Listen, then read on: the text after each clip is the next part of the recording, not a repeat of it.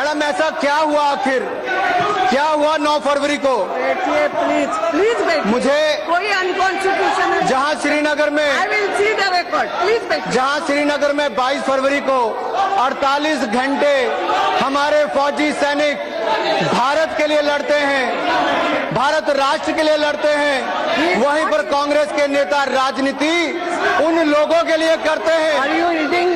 Not reading, no sorry madam, ये कर रहे वो। Are you reading? Madam I have not taken anyone's name. He is not. ये स्वयं समझदार है, मैंने किसी का नाम नहीं लिया, ये अपने आप। नाम नहीं लिया है, बैठिए।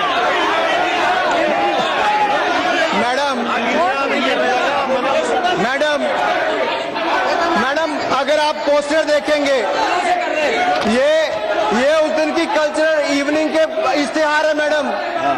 आखिर जेएनयू में वो ये नहीं कर रहे हैं, मैं क्या? मैडम जेएनयू में आपने भी ये नहीं किया था मैडम। प्लीज मैडम जो इंटॉलरेंस की बात करते हैं, मैडम जो इंटॉलरेंस की बात करते हैं, जो थोड़ी देर पहले कहते थे इनकी आवाज बंद नहीं की जाती, अगर आपकी आवाज बंद नहीं तो मेरी आवाज भी बंद नहीं की जा सकती। हम आम आदमी रजवाड़ा परिवार से नहीं आए हैं, लेकिन हमारी आवाज भी बंद नहीं की जा सकती, हम भी सदस्य हैं इस सदन के। लेकिन मैडम अगर ये देखा जाए मैडम ये जो 9 तारीख के कल्चरल इवनिंग के नाम पर क्या क्या लिखा गया against the judicial killing of Afzal Guru and मकबूल भट्ट। लोकतंत्र के इस मंदिर में जहां मोदी जी चुनकर आते हैं तो वहां पर शीश झुकाकर उसका वंदन कर अंदर आते हैं, जिसकी सुरक्षा के लिए दिल्ली पुलिस के सुरक्षा गार्ड, हमारे यहाँ के माली और पार्लियामेंट के सुरक्षा गार्ड शहादत दे देते हैं, और जो उसको अंजाम देने वाला अफजल गुरु है, उनके नाम पर जो बड़ा बड़ा प्रोग्राम 9 तारीख को करते हैं, उनके साथ जाकर आपके नेता खड़े हो जाते हैं। हमें ये तय करना होगा, आपको ये तय करना होगा, आप अफजल गुरु के साथ हैं, आप संसद पर हमला करने वालों के साथ हैं या संसद को बचाने वालों के साथ हैं। आपको ये तय करना होगा, जान लेने वालों के साथ या जान बचाने वालों के साथ हो, ये तय कांग्रेस पार्टी को करना होगा। मैडम देश जवाब चाहता है, और आज दूध का दूध पानी का पानी हो जाना चाहिए। आज देश जवाब मांगना चाहता है, और मैं मैडम भावुक इसलिए भी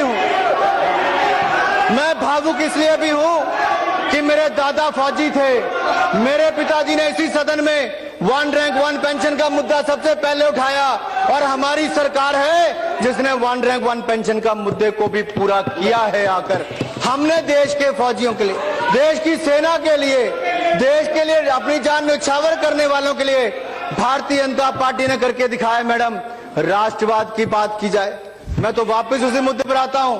आखिर 9 फरवरी को ऐसा क्या हुआ मैडम? आखिरकार ये मशाल जुलूस किसके लिए? अफजल गुरु। कौन था अफजल गुरु? पोस्टर। मैं आपसे सवाल पूछता हूं, अरे कहां गए?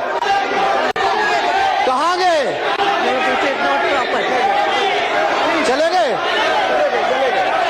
अभी तो मेरे सवाल ही शुरू नहीं हुए मैडम, अभी तो मेरे सवाल ही शुरू नहीं हुए मैडम, अभी तो मैंने सवाल ही शुरू नहीं किया। अब मैं जवाब किससे मांगू? लेकिन आपके माध्यम से मैडम, स्टेटमेंट ये क्या हो रहा है? आई एम सॉरी मैडम मुझे सवाल पूछना है, आपके माध्यम से सदन से पूछना है। मेरा अफजल गुरु शहीद है। अनुराग जी एक मिनट, मेरा आप सब लोगों से निवेदन, ये सेंसिटिव इशू आप सबने मिलकर चुना है चर्चा के लिए, सो सबको एक एक की बात सुनना पड़ेगी। जो स्पीकर को मैं कहूंगी, आई एम सॉरी, ये एलिगेशन होना, नो आई एम सॉरी, आप अपने बारे में जवाब दे सकते हैं, मगर नो इंटरफियरेंस, किसी का भी रिकॉर्ड नहीं जाएगा, जो बोलेगा केवल वही बात रिकॉर्ड जाएगी। Please don't try to do this. आपने विषय चुना है, सबको मालूम था कि सेंसिटिव इश्यू है, ये होना है। अब थोड़ा सुनना पड़ेगा। आपकी जब बारी आएगी you can give a reply. अगर कोई गलत बात बोली जाएगी तो मैं रिकॉर्ड से निकाल दूंगी। I will go through record if there is anything. Madam 9 तारीख के वो इश्तिहार बताते हैं और ये प्रश्न चिन्ह खड़ा होता है देश के सामने कि अफजल गुरु कौन था। और इसमें मैडम ये सवाल आज देश जानना चाहता है और मैं कांग्रेस अध्यक्षा से पूछना चाहता हूं आपके माध्यम से, क्या अफजल गुरु आतंकवादी था या नहीं था? क्या जिसकी शहादत के नाम पर प्रोग्राम ऑर्गेनाइज किया गया वहां पर राहुल गांधी उस डीएसयू के लोगों के साथ क्यों खड़े थे? देश सवाल पूछना चाहते हैं। इस लोकतंत्र पर हमला करने वाले के साथ आपका नौजवान नेता क्यों खड़ा था? इसका जवाब देश पूछना चाहता है। इसका जवाब आपको देना होगा। इस सवाल से आप भाग नहीं सकते। इस पर लिखा है अफजल तुम्हारे अरमानों को हम मंजिल तक पहुंचाएंगे। कौन से अरमान थे अफजल के? कौन है अफजल गुरु? यह देश जानना चाहता है, जिसको फांसी देने के लिए 8 साल तक इंतजार करना पड़ा। केवल उसको फांसी देने के 2014 के चुनाव से पहले आपका बोलने का मौका तय आपको करना है। तय आपको करना है।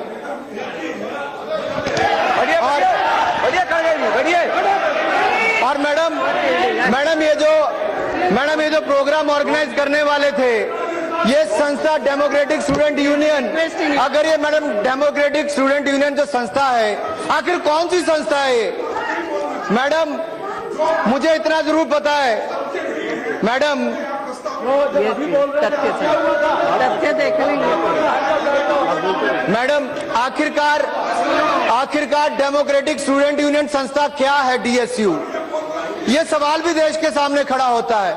आखिर जिनके साथ जाकर राहुल गांधी जी कंधे से कंधा लगाकर बगैर सोचे किक मार के वहां पर मोटरसाइकिल नहीं गाड़ी में पहुंचे थे, सॉरी। और जब वहां पर पहुंचे तो वहां पर जाकर किनके साथ बैठे? डीएसयू के। डीएसयू क्या है? अगर आप 2014-18 फरवरी का प्रश्न देखें जो एटी नाना पाटिल ने इसी लोकसभा में पूछा, और आरपीएन सिंह उस समय गृह राज्य मंत्री थे, इन्हीं की पार्टी के, राहुल जी के शायद अब इस सदन में नहीं है, लेकिन उसमें लिखा है, उसमें प्रश्न पूछा गया था कि ऐसी कौन कौन सी संस्थाएं हैं, मैं बहुत लंबा उसमें नहीं कर रहा, जो नक्सलवादियों को समर्थन करती हैं। उसके जवाब में उन्होंने कहा, on occasions during operations by security forces the CPI Maoist underground cadre shift to softer areas including urban areas looking for safer hideouts. On such occasions, the overground front organization provides safe hideouts to the armed cadres. They are also adept at dissemination of propaganda and disinformation to demonize the state and the security forces.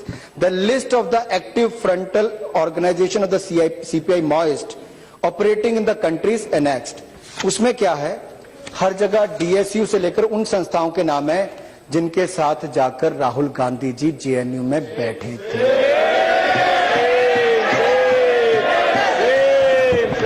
Madam, एक तरफ इनकी सरकार का ये पत्र मेरा नहीं है, इन्हीं की सरकार के समय गृह राज्य मंत्री ने दिया है मैडम। और हो सकता है राहुल जी, ज्योतिरादित्य जी जब आप 15 साल से सांसद हो, मैं केवल 14वीं, 15वीं और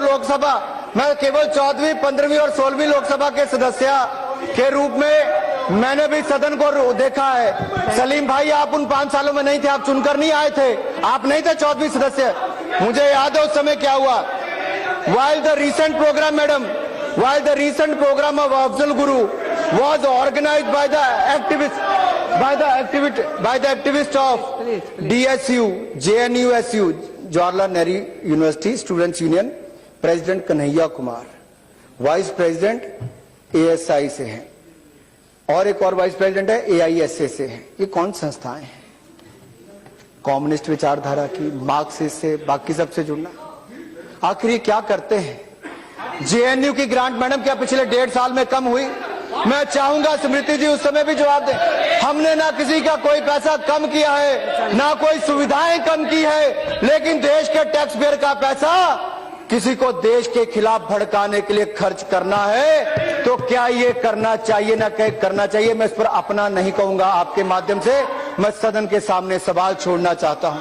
टैक्स पेयर पूछता है कि पैसा मेरा काटते हो, सब्सिडी वहां पर देते हो, लेकिन तिरंगे झंडे को अपमानित करने वाले, देश के सैनिकों को अपमानित करने वालों को क्या हम वहां बिठाकर इकट्ठा करके रखोगे?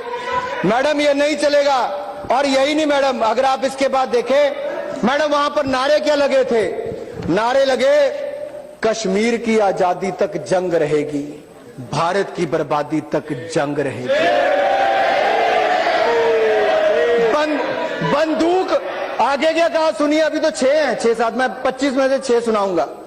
बंदूक के दम पर लेंगे आजादी, बंदूक के दम पर मैडम। और किसकी आजादी? Go India go back, Indian army मुर्दाबाद।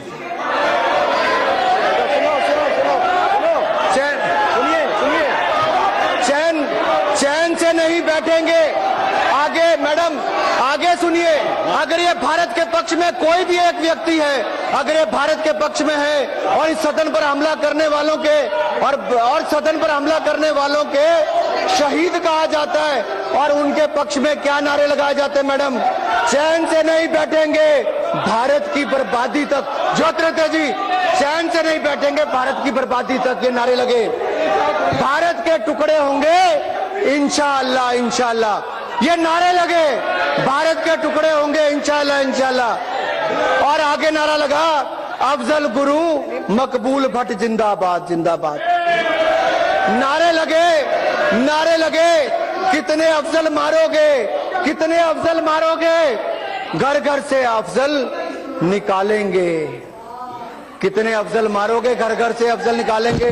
क्या ये सदन के सदस्य तैयार हैं कोई और पार्लियामेंट्री अटैक, पार्लियामेंट सदन पर अटैक्स देखने के लिए, देश में और आतंकवादियों को बढ़ावा देने के लिए? ये मैडम, अगर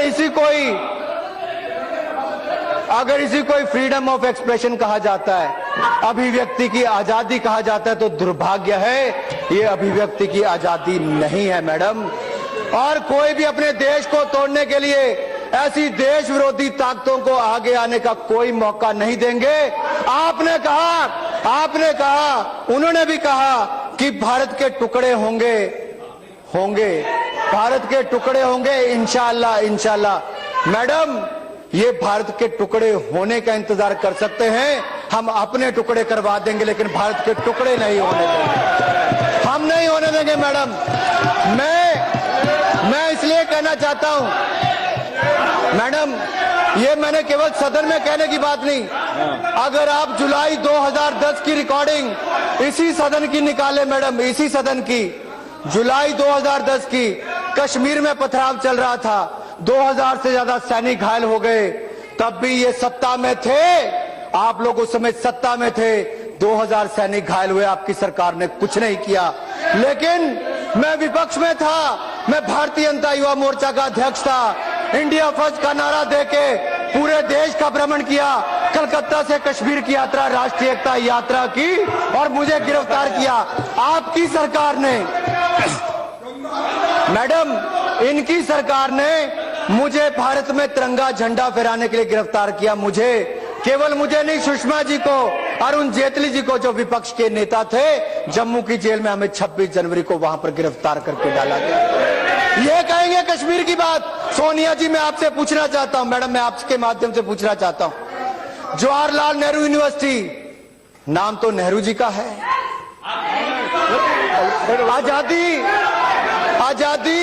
आजादी के लिए हजारों नौजवानों ने अपनी कुर्बानी दी मैडम। पहला देश का प्रधानमंत्री बनने का मौका मिला तो जवाहरलाल जी को मिला। हमें इससे कोई दिक्कत नहीं है। देश ने आपके परिवार को बहुत लंबा मौका दिया मैडम। उसी यूनिवर्सिटी में जहां देश के पहले प्रधानमंत्री के नाम पर है, उन्हीं के परिवार का सदस्य जाता है और देश विरोधी ताकतों के साथ जाकर बैठता है। बड़ा दुख होता है मैडम, पूरा देश सोचता होगा मैडम 60 वर्ष इनको सत्ता में आने के लिए दिए, 60 वर्ष, 60 वर्षों में जिस परिवार ने राज किया मैडम, इनके लिए फैमिली फर्स्ट मैडम, इनके लिए family first, party next, nation last, ये इनका नारा है। हमारे लिए nation first, party next, self last, ये हमारा नारा है मैडम। और मैडम मैं एक बात आपके माध्यम से जरूर कहना चाहता हूं, अध्यक्ष महोदय, मैं सोनिया जी और राहुल जी को कहना चाहता हूं, मैडम जी भारत सरकार और भारत में अंतर है मैडम, भारत सरकार और भारत में अंतर है। आप भारत सरकार की आलोचना कीजिए, दिल भरकर आलोचना कीजिए, मंत्री की आलोचना कीजिए, व्यक्ति की आलोचना कीजिए, हमारी नीतियों की, हमारे कार्यक्रमों की आलोचना कीजिए, लेकिन मेरे भारत की आलोचना मत कीजिए, मेरे भारत की आलोचना मत कीजिए मैडम। मैं अपने भारत की आलोचना नहीं सहूंगा madam.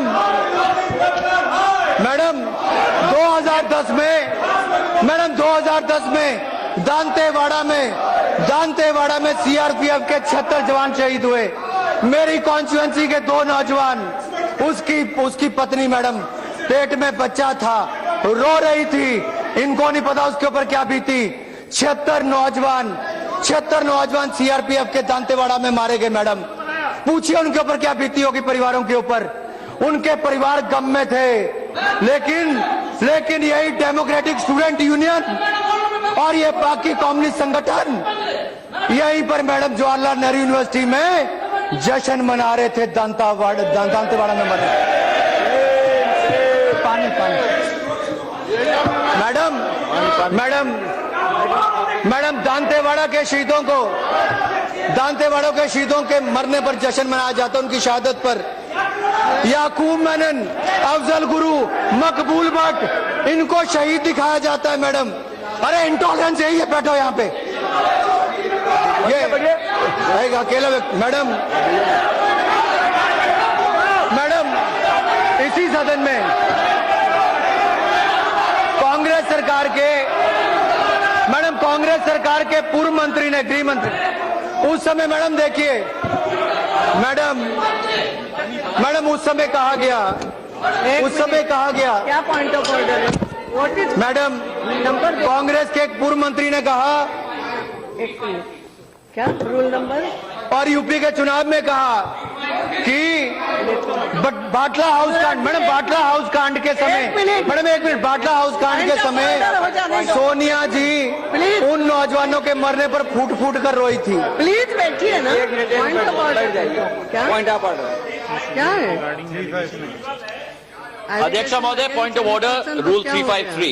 No allegation of a defamatory or incriminating nature shall be made by a member against any person unless the member has given to the Speaker and also to the Minister concerned, so that the Minister may be able to make an investigation for the purpose of the reply. Provided the Speaker may prohibit any member from making any such allegation if the Speaker is of the opinion that such allegation is derogatory to the dignity of the House, so that no public interest is served. The fact that he has, I made no, Adhyaksha Mahoday, the fact that he has made a derogatory allegation against the Vice President of the Congress Party, that he was present to support anti-national activities, which is completely against what the truth is. Adhyaksha Mahoday, no point of order. I'm sorry. Adhyaksha Mahoday, the very fact that he has made that allegation, derogatory allegation, which is the furthest from the truth, it must be expunged from the record. Yeah, it must be expunged from the record, madam.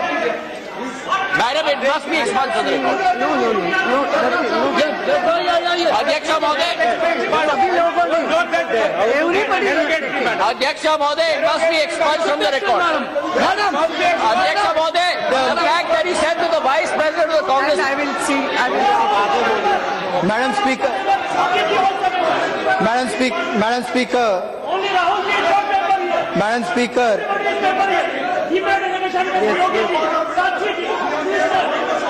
No, मैं बता रही हूँ ना। Please madam speaker, please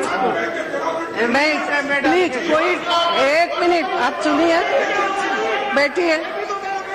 ये जो point raise किया, yes No, nothing is there. Nothing is there. First thing is, there is no point of order. एक मिनट, समझ रही हूँ ना? No point of order. एक बात यह है, मैंने पहले ही कहा सेंसिटिव इशू, आपने भी कई सारे लोगों के नाम लिए सदन में मौजूद। एक मिनट, now you will have to see, you will have to hear. कई सारे लोगों के नाम लिए गए, अनेक बार ये होता है, और ये उन्होंने सरकमस्टेंसेस की बात की कि जहां वो गए थे वो वहां सरकमस्टेंसेस ऐसे थे, इसलिए there is no point of order. Thank you, Madam Speaker. Madam, through you, I want to know from Mr. Rahul Gandhi, if 1975 emergency defined Congress Party's democratic values, and doesn't he find a parallel between Srimati Indira Gandhi and Hitler? और ये freedom of speech की बात करते हैं। उस समय जो emergency के समय देखा गया, मीडिया के मित्रों को जेल में बंद कर दिया गया, नेताओं को जेल में बंद कर दिया गया, आम आदमी को जीने के लिए किस तरह का माहौल खड़ा कर दिया। आज वही लोग इंटॉलरेंस की बात करते हैं, फ्रीडम ऑफ स्पीच की बात करते हैं, तो दुख होता है सोनिया जी, दुख होता है पत्रकारों पर। और मैडम, पत्रकार मित्रों को तो पता ही है, जो आज ब्लैकआउट भी करते हैं उनको शायद 1975 की बात याद नहीं, इमरजेंसी के समय को भूल गए। ये जो आज फ्रीडम ऑफ स्पीच की बात करते हैं, शायद आपने वो समय नहीं देखा। और अभिव्यक्ति की आजादी की बात करते हैं सोनिया जी। मैडम सलमान, चलो मैं नाम नहीं लेता, मैडम पूर्व मंत्री ने एक सभा में कहा, बाटला हाउस कांड में, बाटला हाउस, एक मिनट यार, जो बोले, बाटला हाउस कांड में जो लोग पुलिस की गोली से आतंकवादी मारे गए, उस पर सोनिया जी बहुत रोई। ये मैंने नहीं कहा, इनके मंत्री ने कहा, पहले मैं रिकॉर्ड दिखाऊंगा। अब मुझे ये पूछना है, क्या इंस्पेक्टर एमएल शर्मा जिन्होंने शहादत दी, उनके घर आप गई या नहीं गई, लेकिन दूसरे के नाम पर आंसू जरूर निकाले, ये दिखाता है मैडम।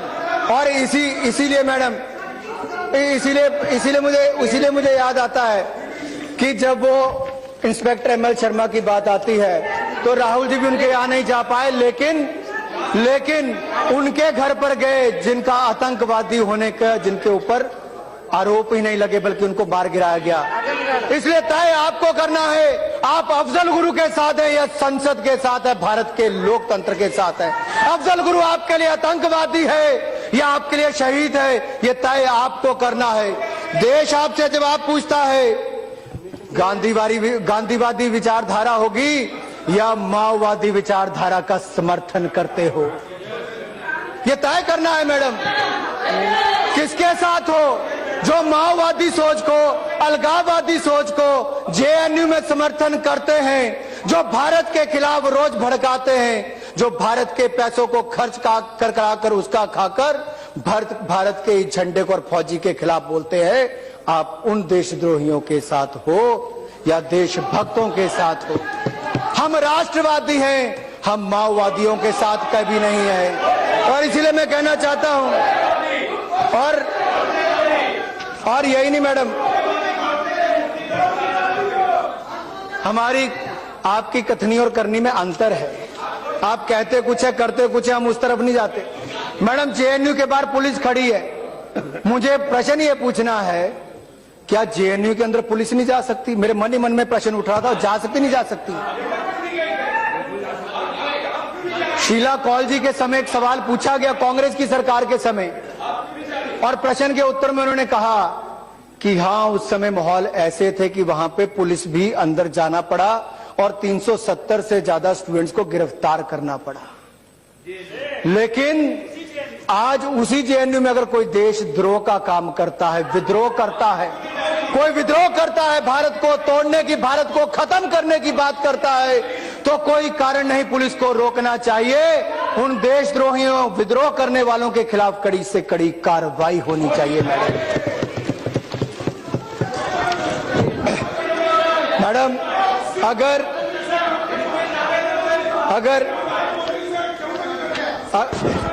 ये मेरा कहा हुआ नहीं है, ये आपकी सरकारों के मैं पूरे रिकॉर्ड निकाल कर लाया हूं, एक एक रिकॉर्ड। कि आप सत्ता के समय आपके आरपीएन सिंह जी कहते थे कि डीएसयू सीपीआई माओइस्ट का फ्रंट है जो माओवादियों को यहां पर रहकर शायद देता है समर्थन, उनकी विचारधारा को आगे बढ़ाता है। उसी माओवादी विचारधारा को आगे बढ़ाने के लिए राहुल गांधी जी उनके साथ जाकर खड़े होते हैं, तो ये प्रश्न चिन्ह खड़ा करता है। और ये प्रश्न खड़ा करता है, क्यों खड़े हुए उनके साथ, डीएसयू के साथ, एआईएसएफ के साथ, एआईएसए के साथ, इन कम्युनिस्ट विचारधारा की पार्टियों के साथ। मैडम, देश सवाल पूछ रहा है और बार बार बड़े वाले मैडम, देश बार बार सवाल पूछ रहा है कि आखिरकार, और मुझे तो मैडम आश्चर्य इस बात का हुआ, पता नहीं